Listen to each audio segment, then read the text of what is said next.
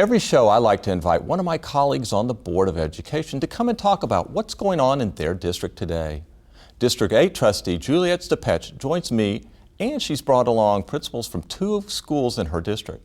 Herlinda Garcia from J.P. Henderson Elementary and Carol Mosteit from the High School for Law Enforcement and Criminal Justice. Thank you, ladies, for joining me today. Juliet, I'll start with you. You've been on the board now for a little over a year. How do you see things going? Tell me about your experience. Well, it's been a fabulous experience representing District 8. I just enjoy going and visiting my different schools and talking to the principals and the students. And it's also been an extraordinary challenge trying to get up to speed on all the different issues, but I've just really enjoyed it. So maybe tell us some of the schools that are in District 8 for those people who don't know. Right. District 8 is a unique district in that it is a cross-section of pretty much all of Houston. It goes far out to I-10 East, which includes our high schools in the district include Fur, Eastwood Academy, East Early, Austin, and the High School for Law Enforcement and Criminal Justice as well. So we've got a great representation of the East, the West, and the central part, including the Central Business District. You got downtown. And also, Carnegie Vanguard High School will be joining District 8 as well. Yeah. I know you brought 2 principals with you today, and Carol, let's start with you. For those that are unfamiliar with the High School for Law Enforcement and Criminal Justice, that's a big term. I know we've talked about it. Tell us a little bit about what goes on there.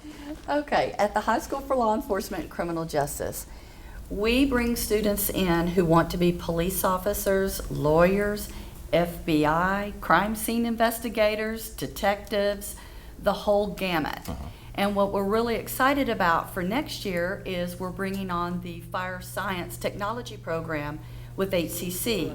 That's a 2-year dual credit program.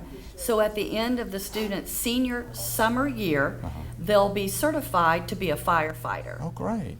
Is there an age limit on law enforcement, or is there, do you have to have 2 years, or in fire, is there any stipulations like that? It's the ACC program. It's a 2-year program, and I believe that the age is 18. Okay. But when they do get finished, they graduate from LECJ. Okay. Then they will finish that summer at HCC and get their certification as a firefighter. Great. So that's a new program starting this fall. Brand new. And a lot of kids excited about it? Right now we have about 20 to 25 kids. We have 1 class that we're going to start with, and hopefully we're looking to grow that each year. Now, Juliet, I know you're a proud alumni of this high school. Yes. Maybe tell us a little bit about it and how you interact in what you foresee.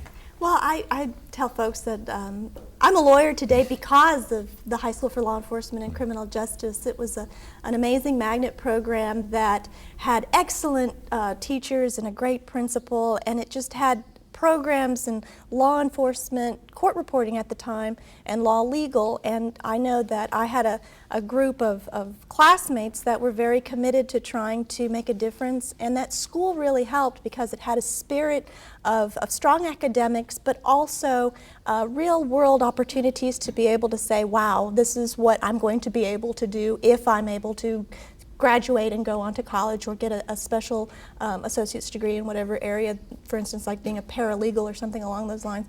But there was always a strong spirit of public service and saying that, you know, as students, we can make a difference by learning and taking our spirit to change things for the better and making that a reality. And so I think that law enforcement continues with that spirit in terms of also starting this new firefighter program and saying that it really attracts a group of kids that want to make a difference. Now, Carol, I understand that some of your students participate in the Houston Emergency Call Center. Maybe tell us a little bit about that. Yes, that is something that is really awesome to go and see. We have an emergency communication program, and their junior year they can maintain 4 certifications.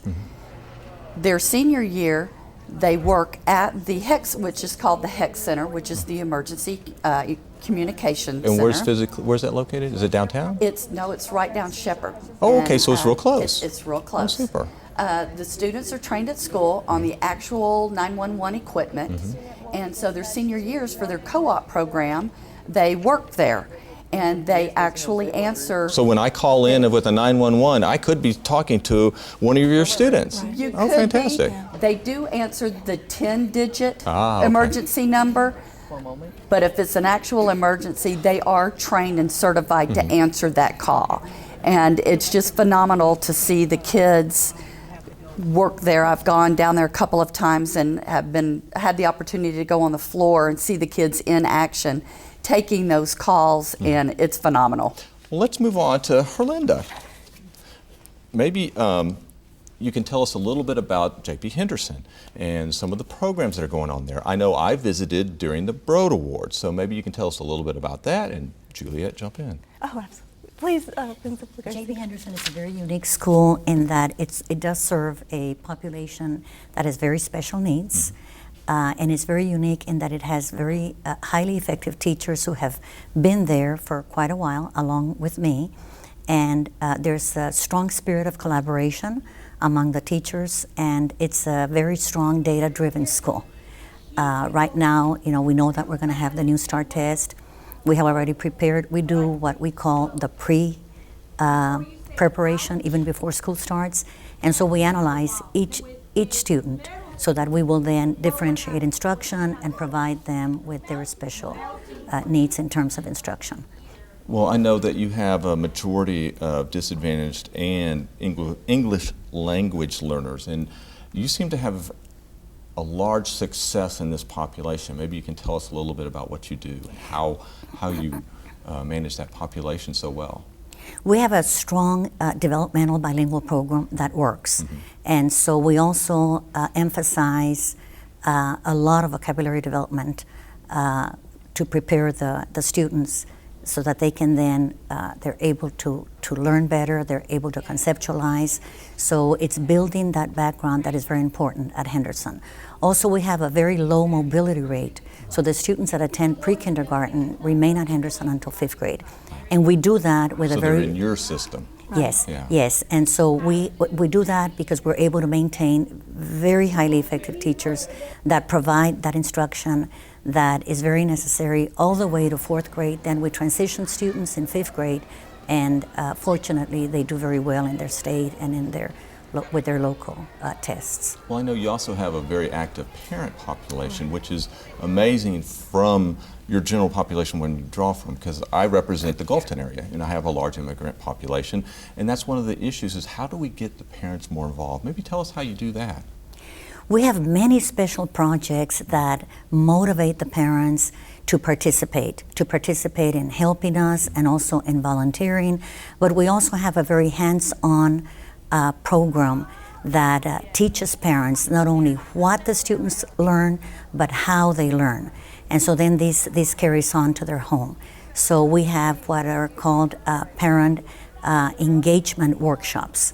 And that's very critical. It is very unique to that school, and it is very successful. The parents leave knowing that they're now going to be able to focus on what that child needs, and we also give them many of the materials that are necessary for the students to be successful.